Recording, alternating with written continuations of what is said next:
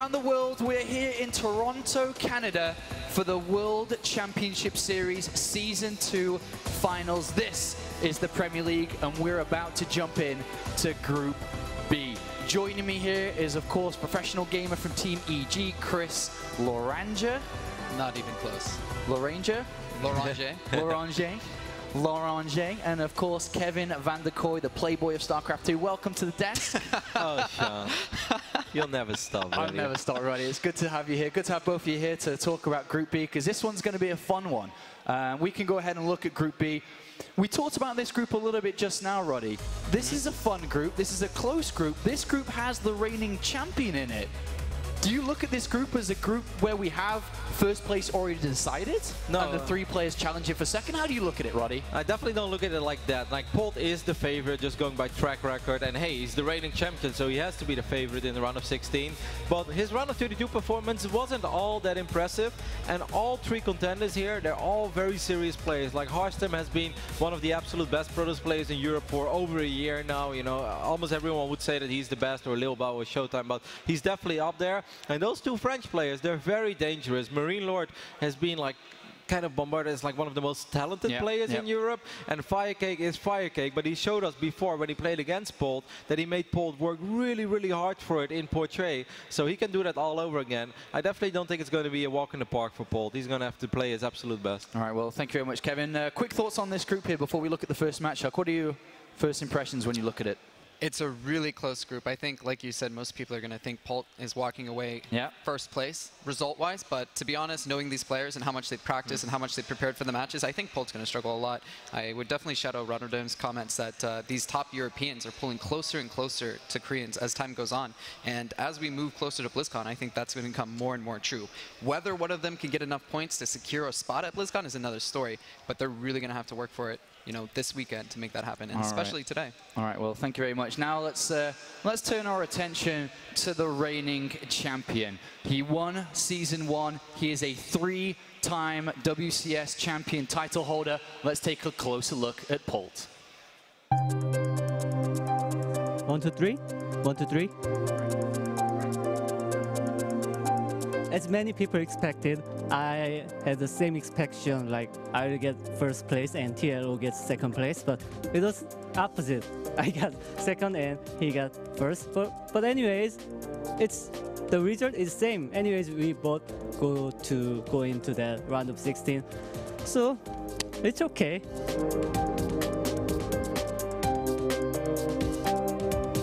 Last time I played in France. This time I played in Germany. Finally, I'm going to North America. I come back to North America. I play in Canada. I'm so excited because I'm really sure there are so many, my fans especially, they will be cheering for me. That makes me really happy. My goal is, as always, getting a trophy. So I will have to prepare for any matchup against any player. And if I win this WCS again, then I'm sure I'll go to BlizzCon. And even if I don't win, I think I still have a good chance. Captain America is back on home soil again.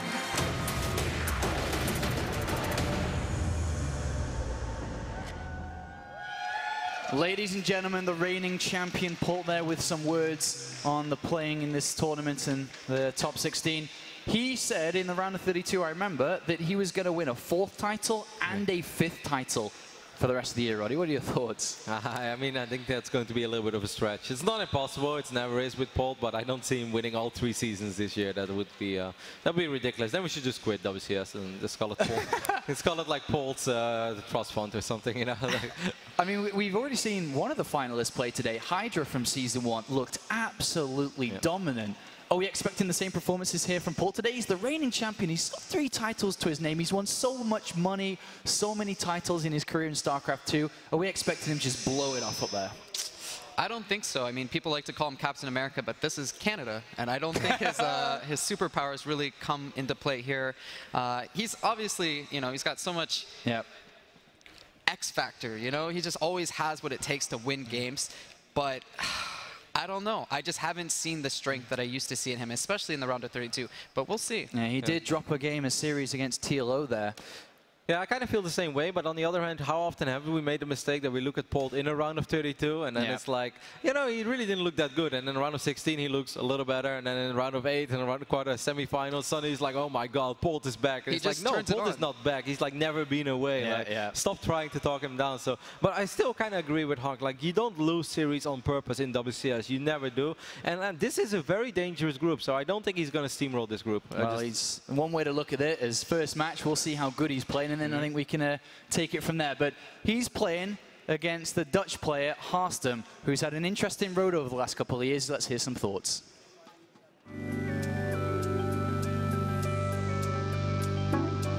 I've been looking forward to playing in Canada for quite a while. I played in France some time ago, and it was the first time I really played in front of a huge audience. And to be able to do that, I need to be good and win games.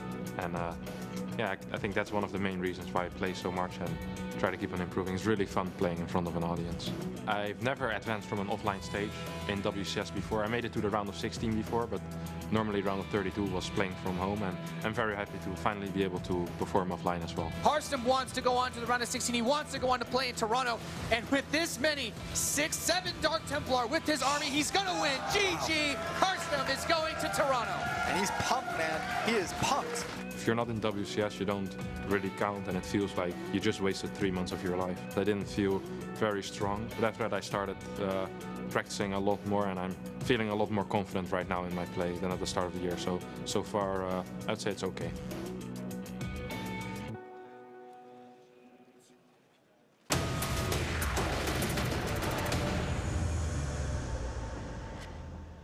Juggling tea bags there at the end of that video was Harstem, but he's a funny character. He's a lovable guy. He's very friendly, Rotterdam and Chris. You've known him for a long time. But things are getting very serious for him because in these offline events, he hasn't been able to put in the results. We all know that he's capable of so much, but it's getting serious now. We knew and saw how much it meant for him to make it to Toronto. I mean, he's about to be introduced onto that main stage. He's going to walk out. What do you think is going through his mind right now, like 5 seconds away from being introduced? I think he's being very focused, actually. I don't think he's thinking too much about all the things around him. I think he just really, really wants to perform because just like he knows what he's capable of as well. And he recently had the best run, I think, that he ever had at the DreamHack, where he made it to the quarterfinals.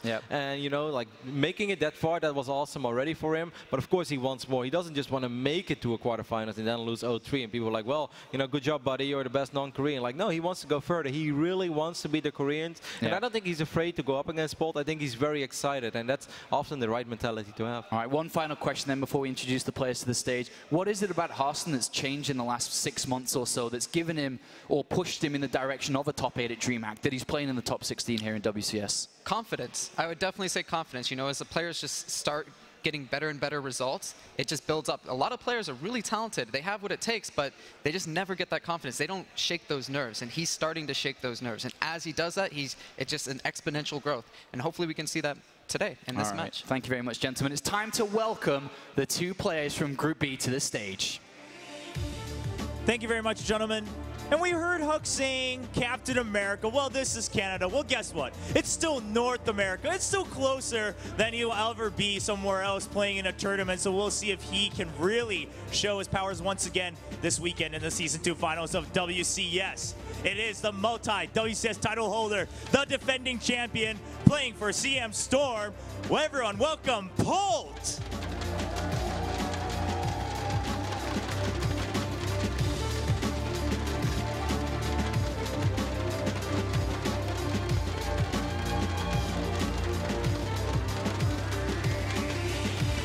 His opponent. It's really gonna be a true test to see if 2015 really is his year. Representing Invasion Esport, Polt's opponent will be none other than Harstem.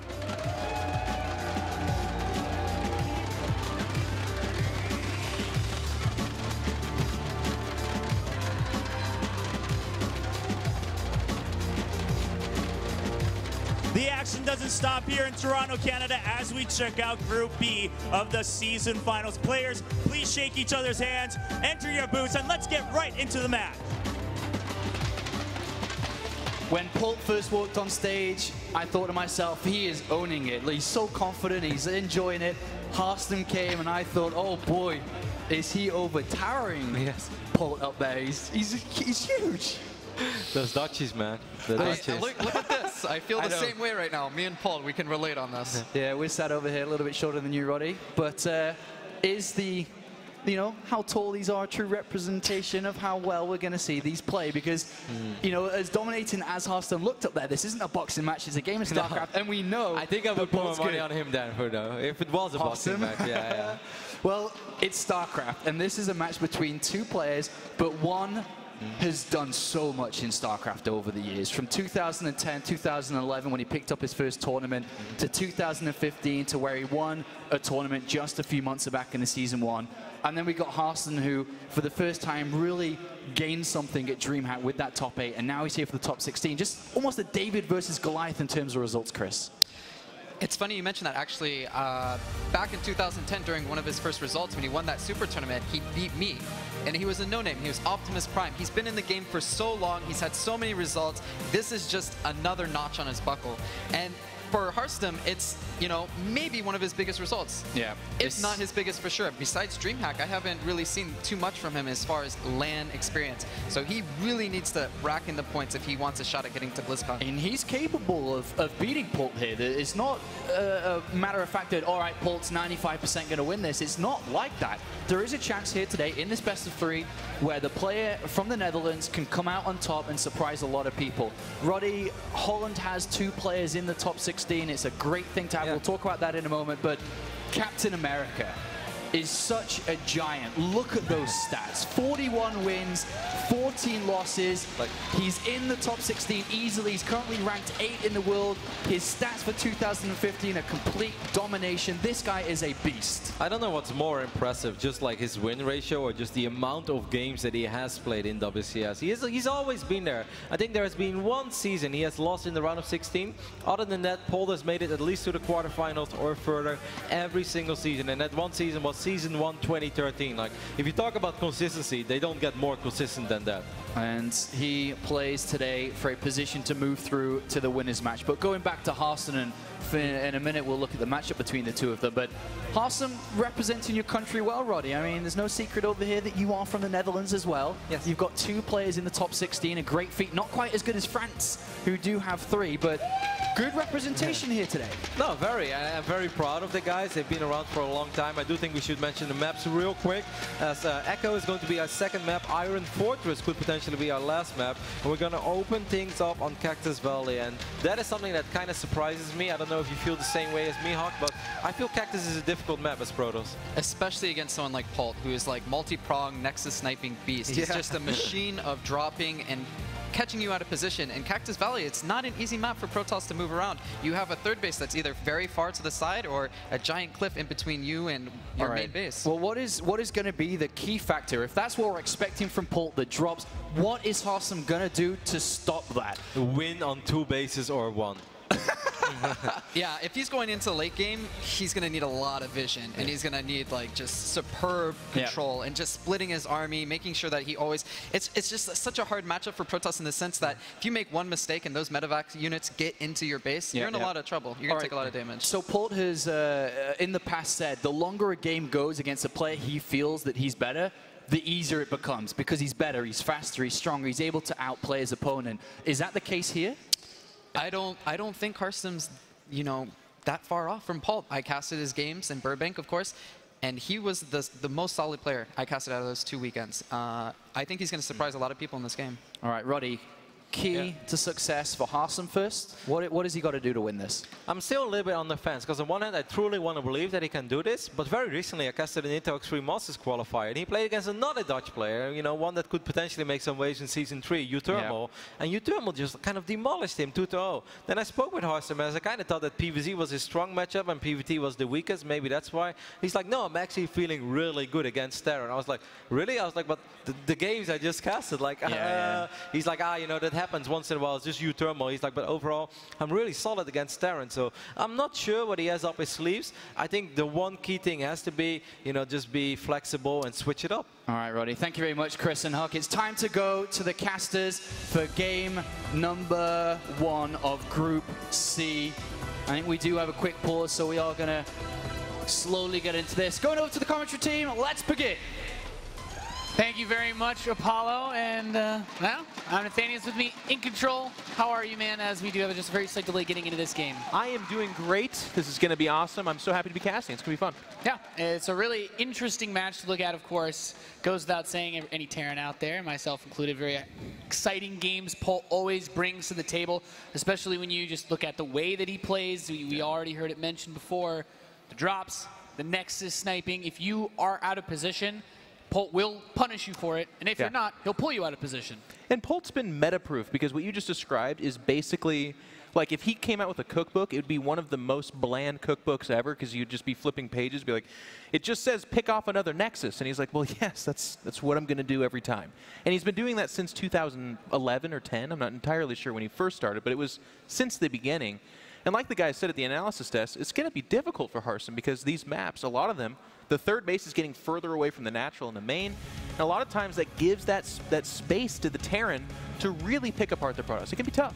Yeah, and when you really, and I really like the way that you said it like that. You know, it seems like it's such a bland thing. There's no super crazy flavor to that sort of style. It's all about having really good control, really taking advantage of big opportunities, but also being so confident in those situations and so good at multitasking in those stressful situations that there's very few players that can actually keep up with him in these scenarios. And as good as Harstem may be, as well prepared as he may be for this match, it's highly likely that if he were to lose, or if the games were to start to sway out of his favor, it's very difficult to recover, because Polt does not slow down at any point. No, he doesn't slow down, but I mean, I guess the kind of silver lining to that is that for Harstem, he's not going to this going, gosh, what if he's busting out this new mech meta, or is he going to do some kind of crazy Banshee opening or something like that? No, Polt's pretty straightforward about his openings. He will alternate whether or not it's like a third barracks before a third CC, that kind of thing. So there is a little bit of deviation in there, but for the most part, very, very similar. That being said, though, I'm a huge underdog fan. I go into every one of these series. A lot of times it's the foreigner. In this case, it's no different. And I'm like, gosh, they really got a chance. I think they got to do it. But you know what? To be honest, I'm pulling for Harstem, but this is a tough hill. This is the #1 guy. Like this, he just won the previous season. He's been crushing it. Harstem is just now popping in with a good result, and that good result's round of 16, which would be a failure for Polt. Yeah, and you look at Polt. Polt is one of those players that's expected to make his way all the way to the global finals at the end of the year. He's expected. It's not a question of whether he can. We all know he's very, very well capable of doing so. It's just a matter of, really, how crazy would a tournament have to be for him to not be able to get there? And for Harstem, the big upset is what he's going to be looking for. And I think also interesting, worth mentioning, as you brought up, he's not going to bust out the crazy strategies. In fact, if there's one thing that Polt is known for, that if you wanted to try to abuse, maybe try. He's not cheesy either. Polt is one of the last players you will ever see proxy barracks or Marine Rush, Reaper Rush, anything of that sort. He's going to play straight up 99% of his games. Yep, it's going to be bio, it's going to be drop heavy, it's going to be a lot of Marauders, probably a little bit more than you're a little bit used to. No necessarily SCV pulls, he will flood you in aggression, and it will be multi-pronged aggression too. One of my favorite parts of his gameplay is almost rarely is his entire army in one space. He's a very, I've got to drop over here, I'm poking at the front of your base here, and then, oh yeah, by the way, the majority of my force is moving down the middle of the map to really do a big swing. Yeah, and as we are now just about getting ready to go into game #1 of this series, very, very curious, can this man be stopped? One of the Titans, #1 in the first season. Can he do it again in the top left position of Cactus Valley, representing CM Storm? Give it up for Polt!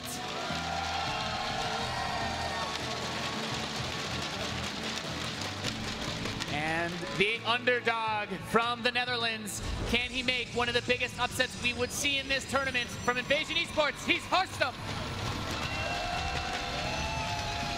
Nathanius, storylines. It's all about the road to BlizzCon, the World Championship Series Finals. I mean, this is a big tournament, but man, this is like a pseudo qualifier for that. And we know Polt. We know Polt's the insurmountable juggernaut, the final boss, if you will. A lot of people are looking at him as this is just a speed bump. Like, he's going to do this, sure, but we're going to see him on Sunday for sure. Harstem, quick real story here. Like, we were talking storylines, and one of the storylines that came out for him is they were like, oh yeah, he's the gatekeeper. And I'm like, what? I asked one of the casters back there, I'm like, what does that mean? What do you mean gatekeeper? And he goes, oh, well, he's in the round of 32 or maybe 16, but he just kind of opens the door for everybody else to go on. And I'm like, man, what a like an identity to have. And I know that would boil Harstem's blood, because he is a young guy, 20 years old. He's been having some results, not getting that big result just yet, but man, could you imagine facing Polt, the #1 player? Everyone's talking about this guy for Sunday, and little old Harstem, the 700-foot tall giant from the Netherlands, defeating him on this big stage. That'd be incredible. Yeah, it would really be something else. And I like that you bring up the gatekeeper scenario as well, because Harstem is also one of those players, when you look at you go from your mid-tier players in the non-Korean scene to your high-tier. And Harstem, a lot of people talk about, compared to the other non-Korean players, he's just on the cusp of being considered one of the tip top, right? Yeah. Because when we talk about the best pros, we go Lilbo, we talk about other guys like Bunny and Snoop for being like the best contenders in non-Korean. But even though Harstem is known that he can play at that level, it's not been seen on the consistent level, or the results haven't come up to really say that he's really a step above everybody else. He has the respect of his peers. They talk about him as absolutely one of the best. But in terms of results, I mean,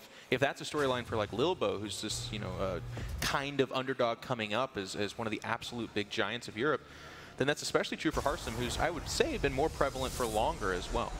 But build order-wise here, again, this is a true 4-player map. You can spawn in all 4 of these locations. So, Nathanius, as a very skilled Terran player, please tell me about these positions in particular. What are we looking for here?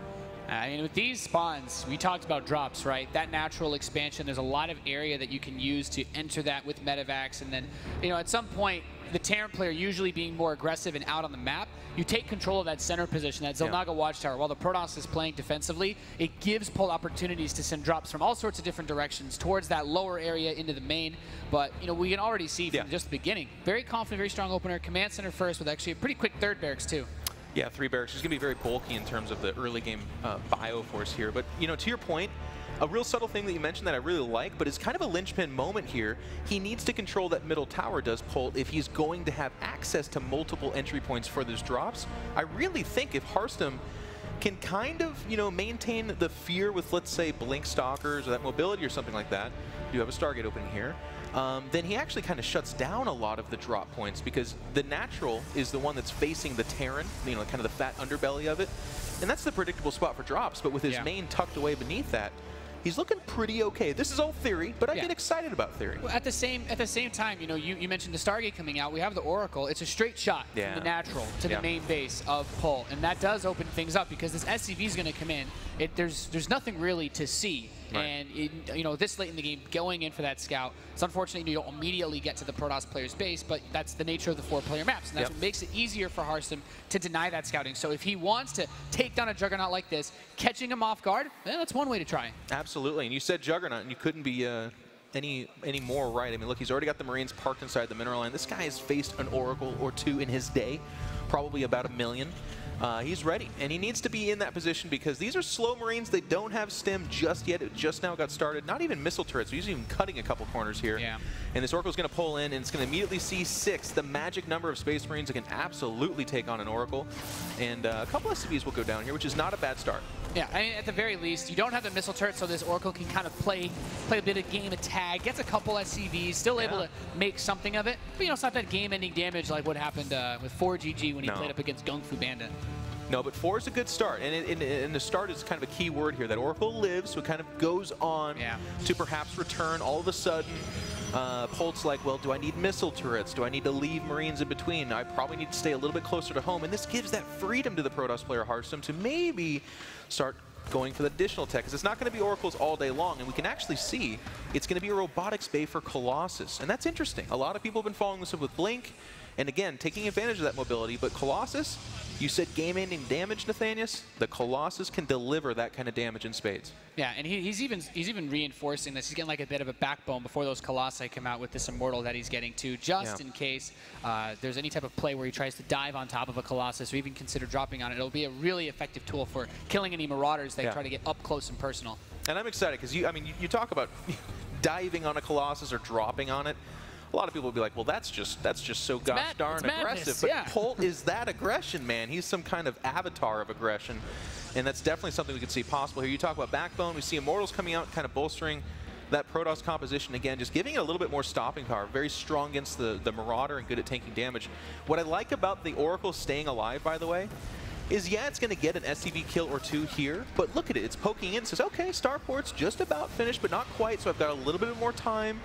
Pokes into the natural, gets another kill or two, and again, this is just so irritating for Polt. You know, Harstem's starting up another gateway, Jeff. I have to ask, as a Protoss, without any forges or a Twilight Council on the map, are we...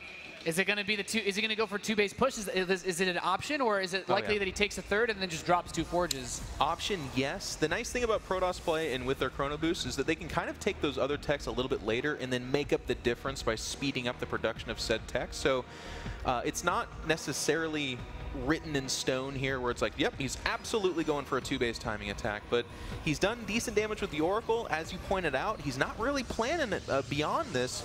All signs are kind of pointing towards that.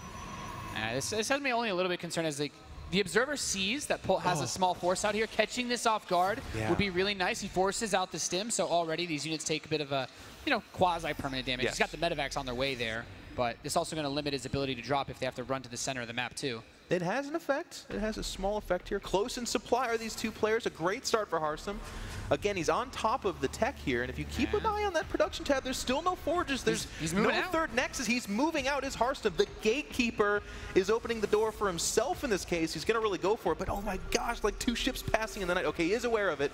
He's coming home, but this is that Nexus snipe force. They have to be really careful. Does Harstem? No combat shields on those Marines, so the Colossus does actually quite a bit of damage. A lot of the Marines go down very, very quickly. Harstem's decided, okay, I'm going to make this push happen, but he's going to warp in just Stalkers and use the Mothership core with the Fulton Overcharge to try to defend his main base. And a Colossus is about to step out. That's huge in this defense. Those Stalkers alone, even the Photon Overcharge, not enough. But with the Colossus, it could be just enough. Pushing towards the front now.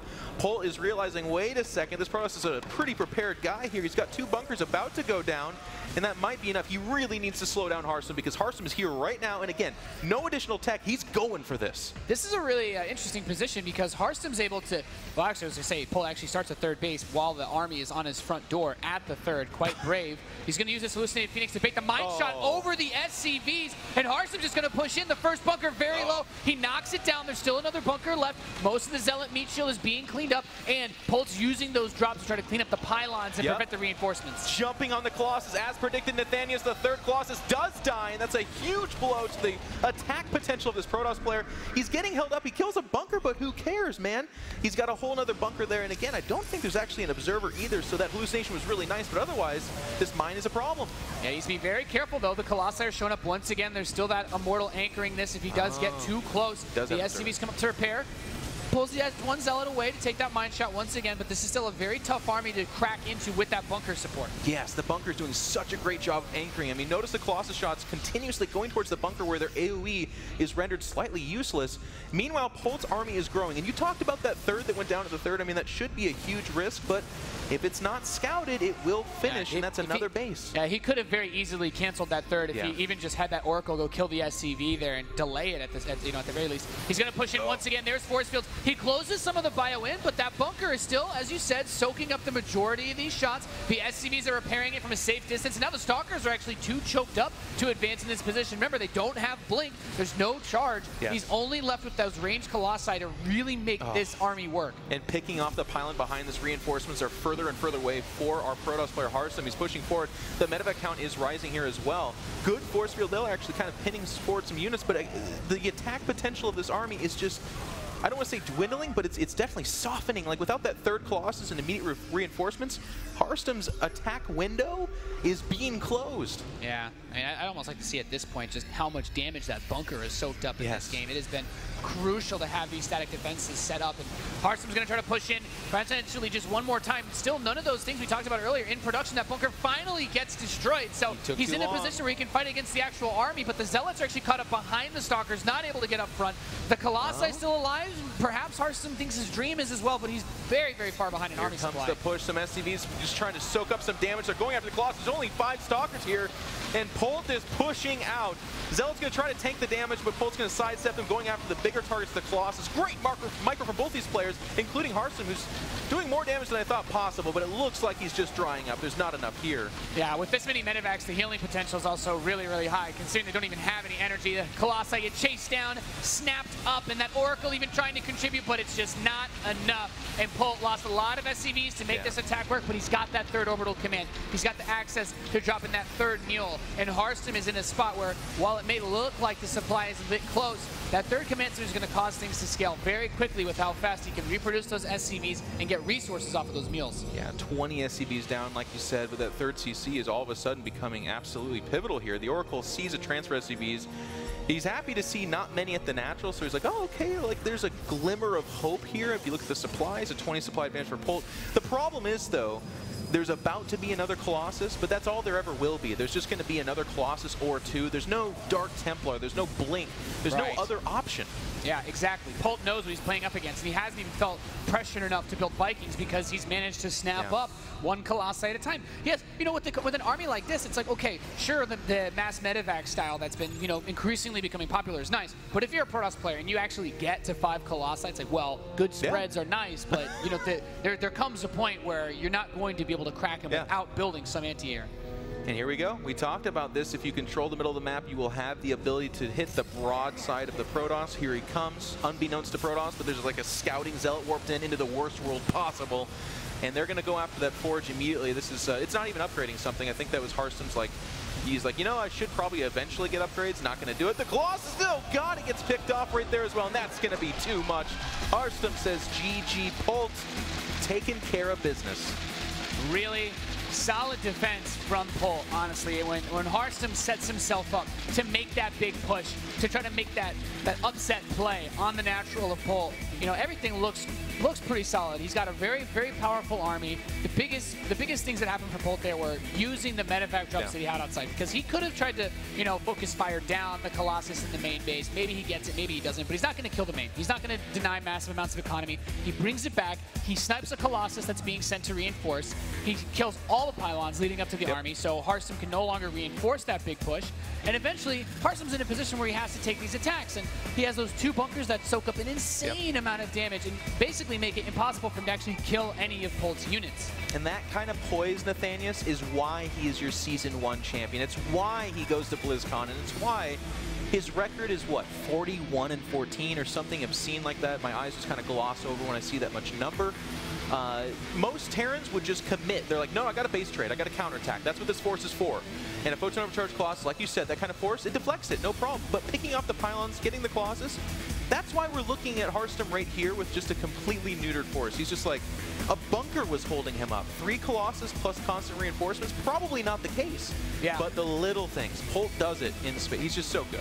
Yeah, really just stellar performance by Polt to hold on in a situation where that choke point is so tight that if he tries to run out of his natural prior to getting all of those little things that we talked about earlier, then Harstem he can force field him in that choke point, and the Colossus area of effect damage will absolutely dominate him. Polt made absolute perfect use of everything that was available to him and did not waste in his attempts at breaking out of that contain. Exactly, Nathaniel. So now eyes turn to Harstem. Harstem, the guy who going into this, nobody's really counting on him. They're talking, you know, Huck talked about confidence being one of the things that kind of divides those that reach the round of 16 and then those who launch themselves into infamy and maybe qualify for BlizzCon and beyond. But he's down 0-1.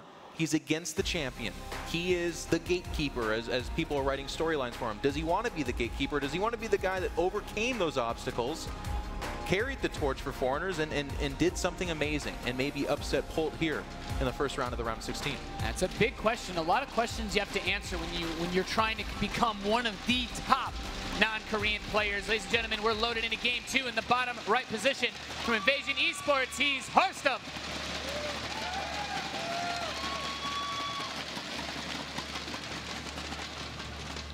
And his opponent in the Northwest, up 1-0 in this best of 3. CM Storm's Polt.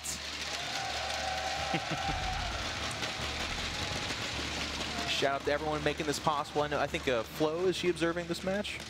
Or is that Funka? That's the Funka twist, isn't it? I think it's Funka. I can smell the Frenchiness on him. I think that little twist thing that he does, it's like a croissant in-game. I'm telling you. They have their signature ways of letting us know. Yeah. They do. Great jobs, of course, following the games as the action heats up. You have players like Polt flying all over the map. And we talk about Echo. And we really think about it, this map. As far as the 2-base play goes, sure, it's shorter rush distance, but that means the drops can get across faster, punish you. Roddy talked about earlier when we were looking at Gung Fu Banda playing on this map against 4GG, although of course 4GG played a bit more aggressively with the proxy barracks. But basically, if you can get that 3rd base up without taking damage and you can kill those rocks, the cooling tower that's by the 3rd base, you can create just basically one choke point that Terran has to push into to attack. And that's where Harstem can tell himself, okay, well then I'm mostly worried about drops. But it remains to be seen how aggressively he wants to open up this game. The Oracle did a little bit, didn't kill crazy number of SCVs, but picked off a reasonable number of Marines and got a lot of information from as far as scouting goes. Agreed. We're going to see a little bit of a shakeup. Polt opting for the classic kind of gas racks opening, probably a Reaper. I do imagine he went CC first in the map prior because it's a true 4-player map and one of the largest in the pool. Yeah. So you can kind of safely do that. Harstem, on the other hand, Protoss players can return to Oracles. They can do that game in, game out, because as we saw in that last game, as long as you're not careless with it or run into a random Widow Mine, it'll come in and continuously do damage. I mean, the little guy was trying to help out in the final fight, for Pete's sakes. He was harassing economies and he was beaming down on Marines. He was not only in that final fight, but yeah, he actually got to that 3rd base and killed some of those mules that I was talking about. I'm like, well, yeah, maybe his economy isn't going to be that great, but it comes down to the commitment that Harstem wants to make. And I will say one of the things that made his push on map 1 look so strong was how committed he was to it. He didn't drop a forge behind that push or 2 forges or drop a 3rd.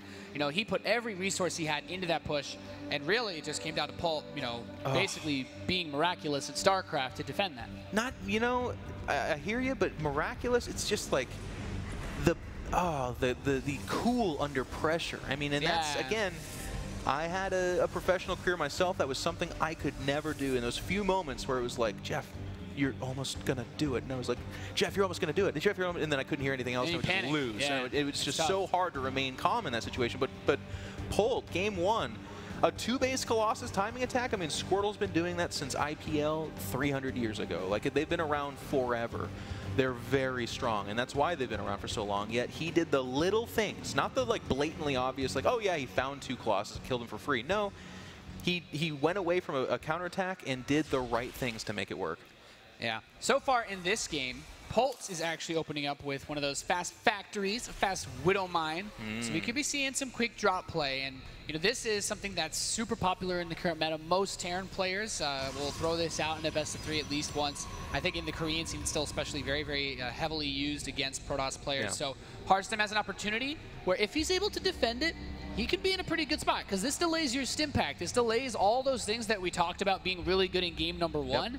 Assuming that Polt doesn't, you know, get that mine drop into the mineral line and kill 20 pros. Exactly. And for me, this is like the Terran's version of the Oracle. It's like such a common opening that most Protoss blindly associate that this is going to happen on some level, and they have like a forge built in, which gives the early upgrades, which is nice, but also allows you to put a cannon in each mineral line. Or they go Robo. Again, gives strength to that blink strategy because they can kind of spot upper high ground and blink into there for aggression, but also necessary to be aligned with the possible Widow Mine drop, which is what we see shaping up here. So we see the Robo coming in, we see blink actually nearing halfway completion. And this seems like a really solid opening from Harstem. It's super, super popular. If you want to play macro game as Protoss, opening with the blink so that you can deal with that early drop play, especially any type of fast aggressive bio play. And then the robotics facility so that you can move into your mid-game tech as you try to grab that 3rd. But this is what it all comes down to. What can you do with this drop? Ooh, Nathanius. Okay, so the Reaper sees that there are stalkers loose out in the middle of the map, but build order-wise, this is actually lining up really nicely for Harstem. He's actually skipping gas at the natural, and that's to speak towards how fast these stalkers are and how fast that blink upgrade is. So yes. That's a good point, the no gas in the natural. He's probably going to take some damage from this Widow Mine because there's almost nothing to stop it, but there's not much in the way of a force for our Terran player here. This is a very pivotal moment. Yeah, he steps forward, tries to bait out that mine shot. It does not activate. At the same time, that medevac's going to land in the main base. Probes are going to be pulled away. He does have an observer.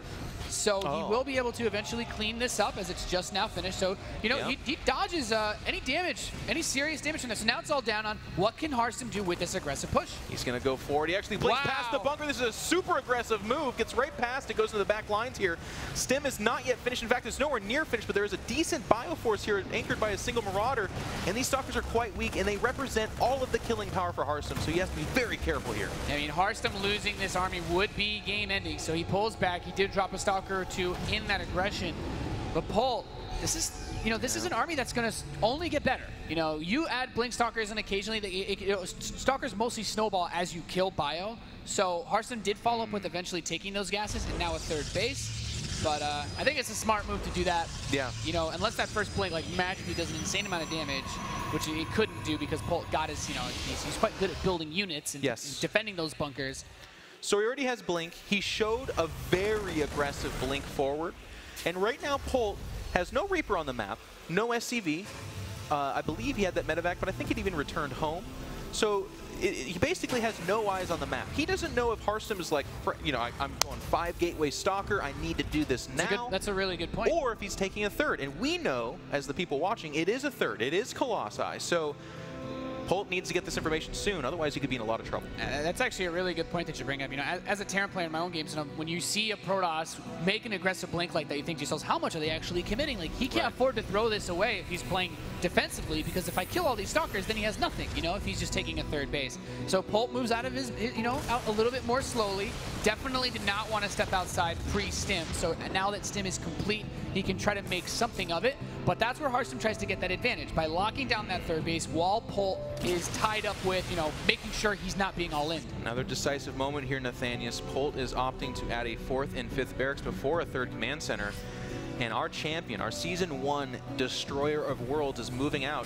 Harstem, with his back up against the wall, the gatekeeper, the guy that people kind of count out in these stages, has a 3rd Nexus. If he can defend, if he can get Colossi out, he is going to be in an amazing position, and he has to do it right now. Yeah, it's all about building that Colossus count up. Polt has not shown any intentions in building Vikings so far in this series. Here he comes now towards his 3rd base. Guardian Shields pop.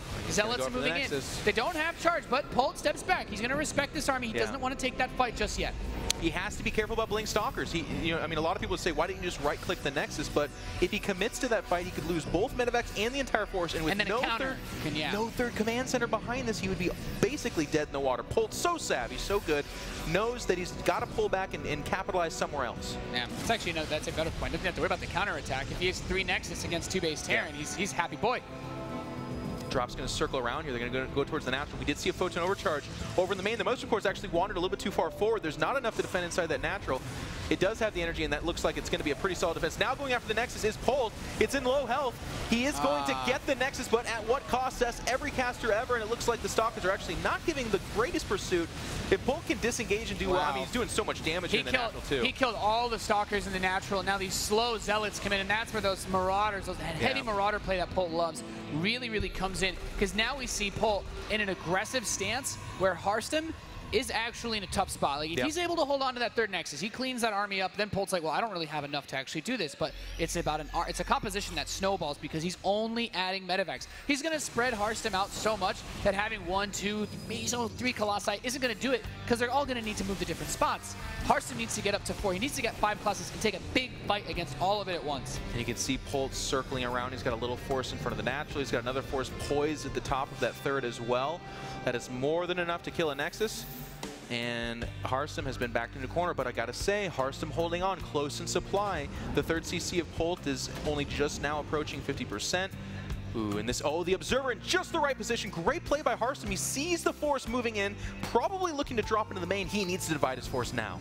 Yeah, this is Polt basically saying, this is what I do. The Season 1 champion, constantly bringing these big plays and making Harstem make tough decisions. He's moved one of the Colossi back. Suddenly a 2 Colossus army up front again. The Stalkers starting to dwindle as well in the front. Some decent Blinks actually pulling him back. That Colossus is getting to work. He's actually managed to defend the main base reasonably well, and he still has that 3rd, but now the big drop moving into the natural expansion. Yeah, going into the natural is just another soft target here. Nice focus fire from the photon overcharge, going after the medevac first, but there's so much bio here. And inside the 3rd, we have a small force attacking there as well. The Nexus and the natural natural could go down. This would be a huge hit, and it does die immediately. Polt going for the soft underbelly of the Protoss, now looking to actually lose a few medevacs to the third, but at this point, the damage he's done, I don't want to say it's over, but it's getting harder. The light is getting just a little bit dimmer for Harstem. His chances to beat the champion it's just getting harder and harder to see.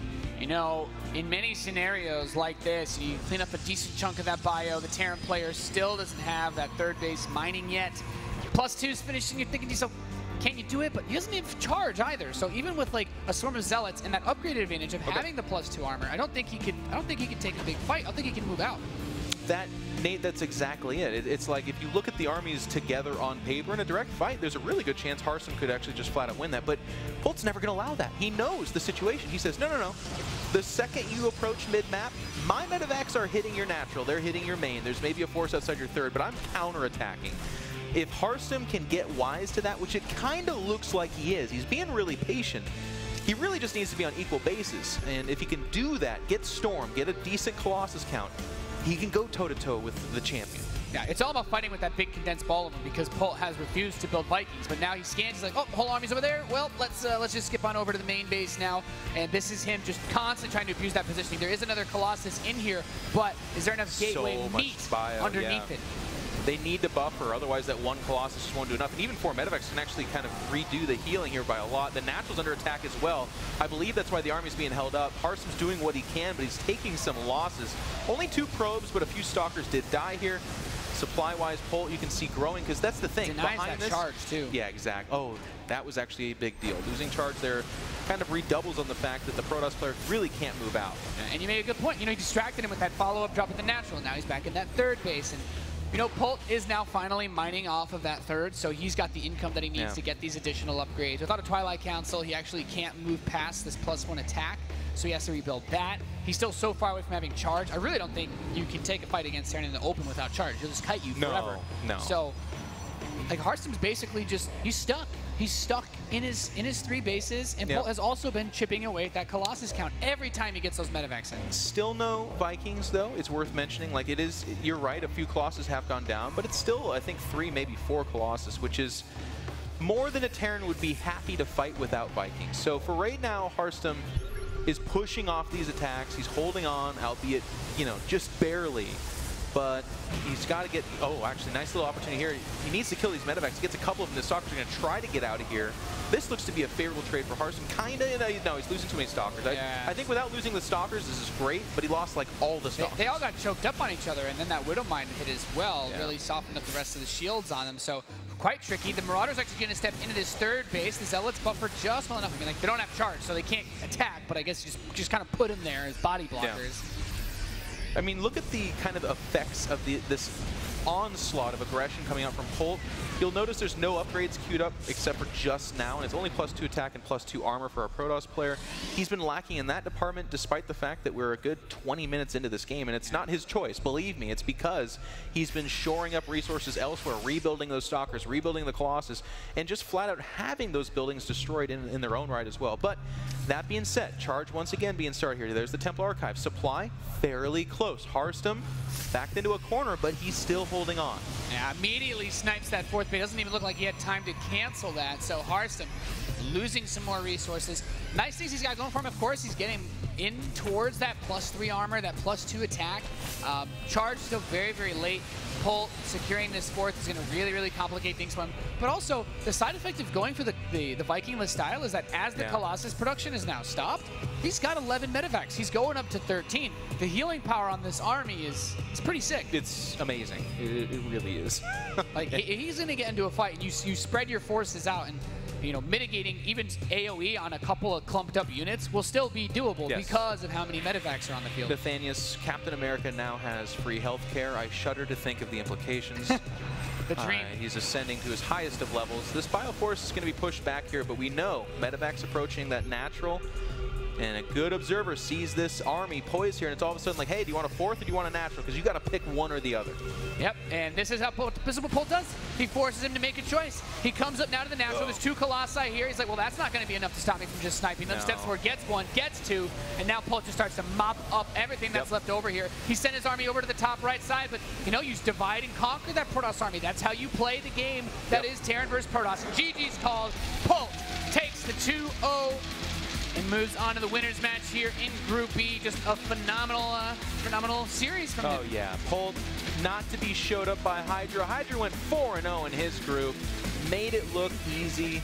Polt here facing Harstem, a fantastic Protoss player, and is able to, I mean, this was not an easy win. I don't think we can call it. I think Harstem's effort to make this look as difficult as possible is great, but it was like, it was formulaic Polt TvP. He's just like, as the game goes on, my upgrades are going to get me that little bit of advantage that means all of a sudden, 2 Colossus and 5 Zealots, they're not going to hold off 4 medevacs of units. They're going to come forward, and they're going to start getting that prize. And that's the Colossus and the Nexi. And eventually, Harstem just got kind of outspent in those attacks. Did a great job, but you know that's what Polt does. He chips away at you, and he makes things happen. Let's hear his thoughts. He's on the main stage with Chobra right now. Thank you very much. And of course, a big round of applause for his first win this weekend. But my question is, how are you so good, Polt? How are you so good? The only reason is being Captain America. Ah, the power of Captain America. Oh, we're getting some boos here in Canada. But hey, it's still North America. He's fighting for the West. You know, he's fighting against Hydra. It's all good. Now, earlier, we heard Hydra saying that he's going to be the champion this weekend, that he thought he could have won Season 1, and he's back to take what is rightfully his. What do you think about that? As far as I know, he said the same thing. I'm going to be the champion of the WCS Season 1, but I don't know if he won that. So maybe same thing can happen again. All right, history does tend to repeat itself. Some strong words coming out from Polt here. Now, let's talk a little bit about your group, Group B. We have 3 people kind of coming to challenge you, really, as you're the defending champion, and they really want these points, the WCS points. You just beat one of them. How do you feel about the rest of the group? In my opinion, all 3 are very decent, but not the best.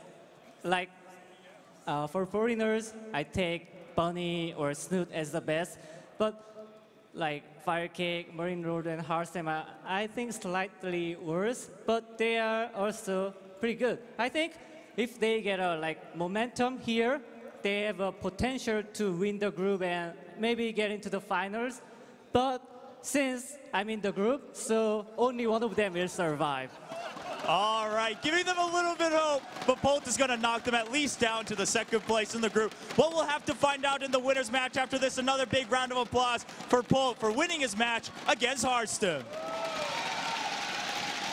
Captain America back in North America claims another victory as he continues his performance to match what we saw from Hydra in earlier today with his games. A pretty good performance. I just want to go ahead and look at the bracket real fast as we did have another result come through while Polt took his victory over Harstem. Marine Lord went 2-1 against Firecake and finds himself in the winners match to play against Polt, which will be the next game coming up on this stream.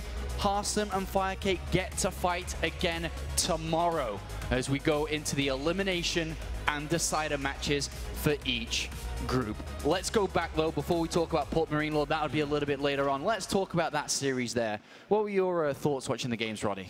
I mean, it was a pretty wild series. Like, the first game is kind of what I expected. Like, every single time I try to analyze Cactus Valley and we try to explain why it is so hard for a Protoss player to go up to 3 or 4 bases, it's like, haha, Protoss never actually goes up to 3 bases, you know. He went for a 2-base all-in, and I felt like it looked pretty promising. Yeah. But a couple of things Polt just did very well. He was always active still with those 2 drops on the south side of the map. map. And even when like Harstem thought it was over, he casted a Photon Overcharge, warped in defensive units, and he had a Colossus. He's like, okay, cool, I see the medevacs going back. I'm going to bring those units to the offensive side of the map, you know, the north side. Then Polt is immediately there to catch those reinforcements and slow the push down. And then he did something else, and I kind of want to hear your opinion about it, because most of the time when you see a Protoss player make like a 2-base Colossus push, you're always like, Darren needs Vikings, you know, get your second starport, get extra Vikings. Polt actually did the polar opposite. He's like, I'm just going to get a ridiculous amount of medevacs. That means that even if I stim multiple times, my army will never run out of HP. Like, I counted 12 medevacs, 0 Vikings, and it worked. What's your take on it? I think it's mainly because it's Cactus Valley, and he has a lot of options as far as where he drops, and having that medevac threat is more of, you know, something Harstem has to play into, instead of, you know, when you see a bunch of Vikings, you know, like, okay, he's not going to have as many medevacs. I count like 4 or 5. I know they're with the army. I don't have to worry about too much. So by just being active and having that mobility with the medevacs, he has a lot of, you know, aggressive potential, and that makes Harstem, you know, more on the back foot. But I felt like it was more like a defensive maneuver, like, because he knew the attack was coming. But the risk is always there. You know, when we see like possibly he's cutting off reinforcements, he's killing the pylon. All of a sudden he can't warp in stalkers. Even getting a probe across the map would have been difficult. All right, well, here is a quick moment from the second game here. Almost the winning point when he was able to split Harstem in 2 different positions and then take down the Nexus 1 by 1. What did you think, boys, about the direction and decision that Harstem took? He chose an aggressive strategy on map number 1. He decided on this map to play more defensive style and eventually was ripped apart by the experience of Polt. Did he choose the right strategies for the right maps, Chris? I feel like he did. I feel like Cactus Valley, as Roddy was saying, is a map that you should 2-base all in if you have the opportunity. And then on this map, it's, you know, the most safe and conservative map as for a Protoss player going up against Terran. It was just suffocating. What was the difference between the both of them? We're going to go to the break shortly, but a couple last questions. What was the difference, Roddy? I think it's Polt, just his relentless aggression, and Polt is able to play at that pace. Like, I really think if you're a Harstem, that was a very exhausting game to play. It's just like, man, it doesn't stop. You know, every 20 seconds you're about to finally put all the pieces in the right place, another drop comes, another drop comes.